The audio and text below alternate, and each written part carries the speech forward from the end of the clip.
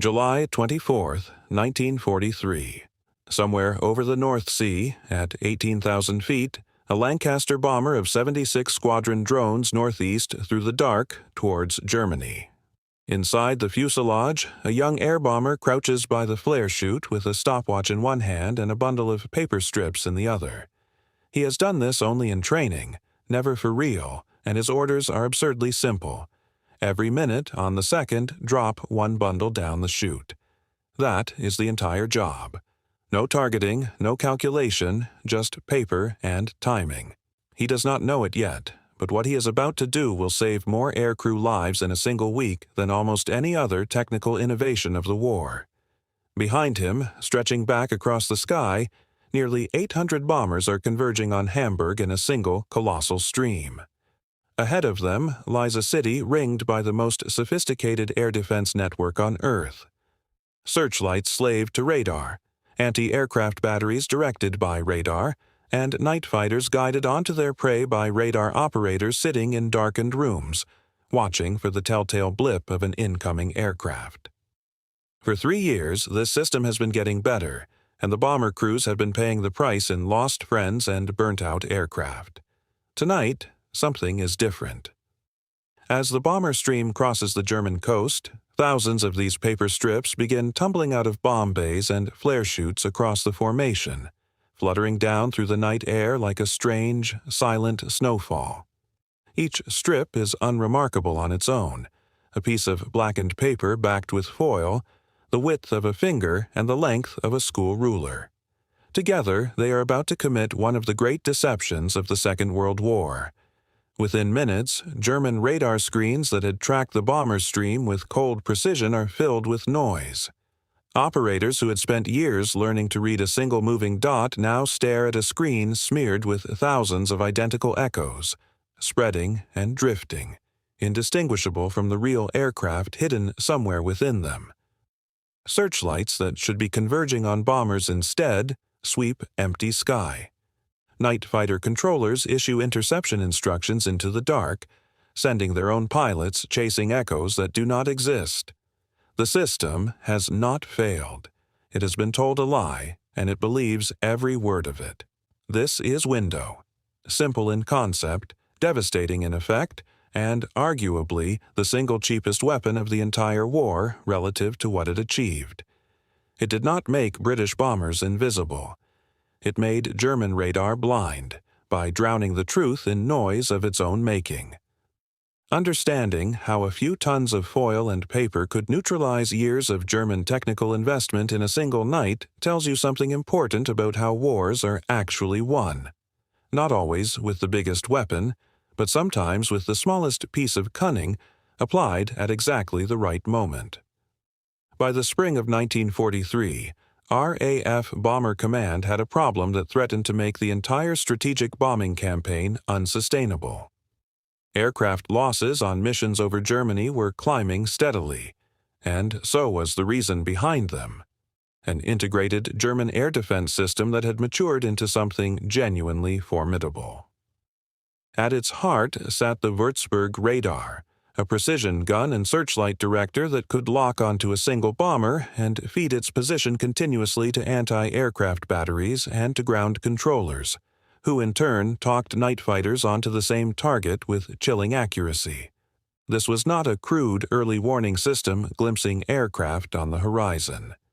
It was a tracking system, accurate enough to guide a 4-engine night fighter to within visual range of a single Lancaster in pitch darkness, then to keep the guns trained on it as it maneuvered. The British had a name for this whole interlocking web of radar stations, searchlights, fighter boxes, and ground controllers, the Kammhuber line, after the German general who built it. It ran in a belt across the night fighter approaches to the Reich, and crews who flew through it described it less as a defense and more as a hunting ground, with each radar station handing the bomber off to the next like a relay race in which the prize was a burning aircraft. The casualty figures told their own story.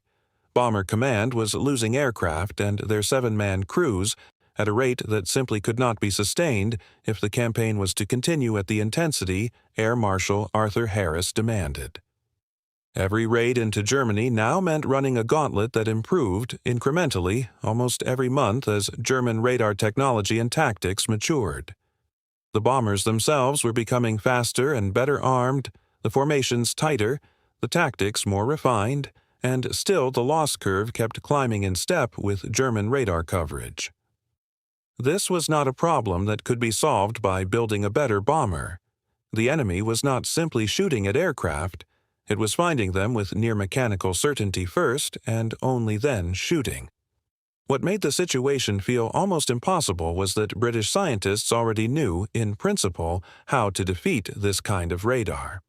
The idea had been floating around the Telecommunications Research Establishment, the TRE, since as early as 1937, when researcher Gerald Tuch had speculated that trailing wires or foil might flood a radar receiver with false echoes.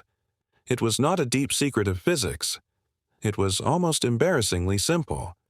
And that very simplicity was the trap. If Britain used such a trick against German radar, German scientists would recover the foil from English fields within days, work out exactly what it was, and copy it. Britain's own radar-directed night fighter force, which by 1943 was beginning to claw back control of the skies over English cities from the Luftwaffe, depended on the same physical principle and would be just as vulnerable to a German countermeasure. The fear, voiced forcefully by the government's chief scientific advisor, was that unleashing this trick on the Germans might simply hand the Luftwaffe the means to renew the Blitz on London with impunity. So the obvious solution sat in a drawer, tested, understood, and effective, while bomber crews kept dying to the very radar it could blind. That contradiction, a weapon too dangerous to use because it worked too well, is the kind of historical irony that does not resolve itself. Someone had to decide it was time to take the risk. The man who finally cracked the technical problem was not a general or an air marshal, but a physicist named Joan Curran, working quietly at the TRE in early 1942. Curran had come up from Cambridge where she had studied physics and where, in one of those small details that rarely make it into the official histories, she had rowed in the first-ever women's boat race between Oxford and Cambridge. At Cambridge, women were not yet awarded degrees for their studies.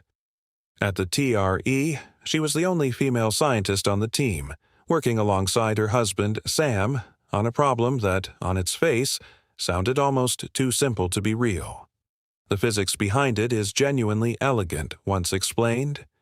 Radar works by sending out a pulse of radio energy and listening for the echo that bounces back from a solid object, in this case, an aircraft built largely of aluminium. Curran's insight, building on earlier suggestions by Tuch and by the scientist R.V. Jones that metal foil might create false echoes, was that a strip of metal cut to roughly half the wavelength of the radar's signal would act as a tiny aerial of its own. It would resonate with the incoming radar pulse and bounce back a strong, clear echo, identical in character to the echo from a real aircraft, but requiring no engine, no crew, and no targeting at all. Drop enough of these strips at once and a radar screen built to show one aircraft would instead show what looked like dozens, scattered and drifting, with no way to tell which single dot among the false ones represented an actual four-engine bomber carrying 7 men and several tons of explosives. The engineering challenge was making this work reliably, cheaply, and at scale. Curran's team experimented first with sheets the size of a notebook page, briefly considering printing them with propaganda messages so that, win or lose, the strips would do double duty as leaflets. That idea was dropped. What worked best, after trials at a ground radar station, was something far more modest: strips of black paper backed with aluminium foil, cut to a precise 27 centimeters by 2 centimeters, a little longer than a dinner knife and not much wider than a finger. The paper backing was deliberately chosen over solid foil, since it was lighter and would flutter down through the air far more slowly, prolonging the cloud of false echoes for crucial extra minutes. These strips were bundled into packets, each one weighing roughly half a kilogram, a similar heft to a bag of sugar, designed to be tipped out through a bomber's flare chute or, eventually, through purpose-built dispensing chutes fitted to the aircraft once the tactic proved itself. The strips were tuned specifically to confuse the Würzburg radar, whose operating wavelength British intelligence had already determined with remarkable precision. That intelligence itself was a small triumph in its own right. In February 1942, a British raiding party had carried out a daring commando operation, codenamed Operation Biting, to capture and physically dismantle a German Würzburg radar set on the French coast and bring its components home for examination. From that captured equipment and from further reconnaissance, British scientists confirmed that German radar across the board operated within only 3 narrow frequency bands. A weapon designed against one set of frequencies could be expected to work against the entire German air defense network, because the network had less variety than its sophistication suggested. There was no single secret factory churning out window. Once the decision to deploy it was finally taken, production was distributed across British industry, including operations under the Ministry of Aircraft Production, with the early batches of strips literally cut and bundled by hand, an almost cottage industry process for a weapon about to be used on an industrial scale. As the bombing campaign intensified through 1943 and demand grew, more automated cutting and bundling methods were introduced, but the essential simplicity of the product never changed. Window required no rare materials, no precision machining, no electronics whatsoever, just aluminum foil, paper, and scissors, multiplied by the millions. Exact production figures for those early months remain difficult to pin down with confidence, much of the wartime paperwork either lost or still scattered across archives, but the scale required to equip a bomber stream of hundreds of aircraft, each dropping a bundle roughly every minute for the duration of a raid, gives some sense of the sheer tonnage of paper and foil this campaign consumed. If you're finding this interesting, a quick subscribe helps more than you know. The technology sat ready and tested for the best part of a year before it was ever used operationally. Window was fully developed by 1942, yet British commanders held it back, weighing the temporary tactical advantage against the risk that the Germans, presented with a working sample, would simply turn the same trick against RAF Fighter Command's own radar defenses. It took direct authorization from the very top, with Winston Churchill personally approving its use, before Bomber Command's Commander-in-Chief Arthur Harris finally got the green light. The decision was made easier by growing confidence that Britain's newest generation of centimetric radar, operating on different and more advanced frequencies than the German Würzburg sets, would prove more resistant to any German imitation. The first major operational use came as part of Operation Gomorrah, the sustained bombing campaign against Hamburg that began on the night of July 24, 1943, the very mission with which this story opened. The results that night exceeded almost every expectation. Searchlights that should have locked onto the bomber stream wandered uselessly across the sky. Anti-aircraft guns fired into empty darkness or did not fire at all, their crews unable to get a fix on anything resembling a genuine target. Night fighter controllers, watching screens now smeared with thousands of false echoes, found themselves vectoring their own aircraft towards clouds of falling paper. Of the 791 bombers that took part in that first raid, only 12 were lost, a loss rate dramatically lower than crews had come to expect on missions into the German heartland. Bomber crews, who had been calculating their odds of survival rate by raid for years, immediately understood what this meant, and many pushed to fly as many missions as possible while the advantage held, suspecting, correctly, that German scientists would not take long to develop a response of their own. The week of raids that followed devastated huge areas of Hamburg, with civilian casualties estimated at over 40,000. The scale of destruction forced significant changes on German air defense planning. Within weeks, additional fighter squadrons and a substantially increased number of heavy anti-aircraft guns were redirected to the home front, diverting resources and production capacity away from the wider war effort. The psychological impact on German radar operators is harder to quantify than the loss figures, but veteran accounts describe a particular kind of helplessness. Years of training rendered useless in an instant by an enemy weapon that contained no working parts at all. The Germans, it turned out, had reached almost exactly the same idea independently and almost simultaneously. A reminder that good ideas in wartime physics tend to occur to several people in several countries at once. Their version, codenamed Duple after the Berlin district where it had been tested, used strips cut to 80 centimeters by just under 2 centimeters, considerably larger than the British equivalent, reflecting the different wavelengths used by some Allied radar. German bombers first dropped Duple during a raid in October 1943, and it saw further use during the so-called Mini Blitz against London in early 1944. By then, however, Britain's night fighter force had grown so large and effective that even a confused radar picture could not save the relatively small number of German bombers attempting these raids. Numbers by that stage of the war mattered more than deception. The Americans, working in parallel rather than in direct collaboration, developed their own version through astronomer Fred Whipple and naval engineer Merwin Bligh. Early American trials nearly failed outright because their foil strips simply stuck together in clumps and fell uselessly, rather than separating into the loose, drifting cloud that made the British version so effective. Bligh's eventual solution was characteristically practical. A cartridge designed so the strips rubbed against its sides as they were ejected, picking up an electrostatic charge that caused them to repel one another and disperse properly. It is a small but telling detail that the same basic idea, conceived independently in at least 3 countries, very nearly failed in 2 of them for want of this one finishing touch, and that Curran's paper and foil design, refined through patient British trial and error, proved the most immediately reliable of the lot.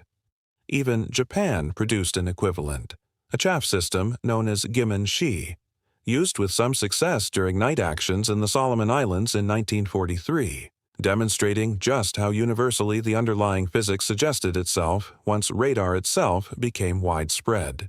What set the British achievement apart was not some unique technical edge in the foil itself, since the principle was simple enough for several nations to discover separately, but in the precision of the intelligence behind it.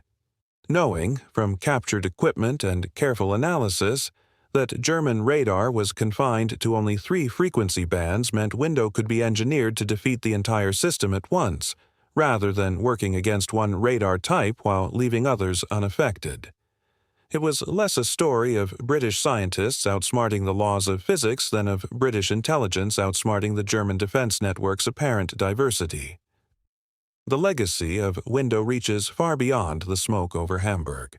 In the most immediate sense, it bought RAF Bomber Command a temporary but real reduction in losses during a period when the campaign's sustainability was genuinely in doubt, even as it accelerated a German effort to rebuild and adapt their radar systems, an arms race in deception and detection that has, in essence, never stopped. The technique itself never went away. Still known by its original code name in some circles but more widely as chaff, the basic principle is identical to that used by military aircraft, ships, and missile defense systems operating today. The materials evolved from foil-backed paper to aluminum-coated glass fibers, but the underlying trick exactly the same. Give the radar too many answers, and it cannot find the right one. What makes Window worth remembering is not its complexity, but its almost defiant simplicity, set against the staggering technical investment poured into the radar systems it defeated. Germany had built radar stations, trained controllers, integrated fighters, and searchlights into a single coordinated system representing years of engineering effort and enormous expenditure. Britain answered it with paper and foil, cut to a precise length, dropped on a timer.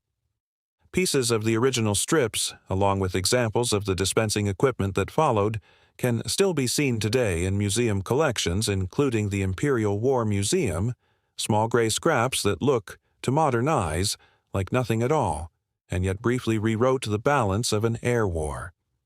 It is worth returning, for a moment, to that air bomber crouched by the flare chute over the North Sea, stopwatch in hand, dropping paper into the dark once every 60 seconds. He had no way of knowing, in that moment, whether the whole scheme would work, whether the months of secrecy and argument in Whitehall had produced something genuinely transformative or merely an expensive curiosity. He simply followed his orders, dropped his bundle, checked his watch, and dropped the next. What he was doing, multiplied across hundreds of aircraft and an entire bomber stream, was rewriting the rules of an air war that had, until that night, seemed to favor whoever built the more sophisticated machine. Germany had built the more sophisticated machine. Britain answered with paper. The Würzburg radar did not break that night. It did not malfunction, and no part of it failed in any conventional sense. It did exactly what it had been built to do. It received a signal, and it reported what it found. The fault was never in the machine. The fault was in the assumption sitting quietly behind every radar screen in Germany, the assumption that every echo told the truth. For 1 week over Hamburg, that assumption was wrong, and the cost of that single mistaken assumption was measured in the bombers that came home instead of falling. Years of investment in tracking radar, defeated by strips of paper that cost almost nothing and required no power source beyond gravity. That is the story of Window, not a story of brute technological superiority, but of a simple idea, held back out of caution, then unleashed at precisely the moment it was needed most. Sometimes the most devastating weapon in an arsenal is not the one that strikes hardest. It is the one that makes the enemy doubt what they are seeing, and in modern warfare, doubt can be just as lethal as steel.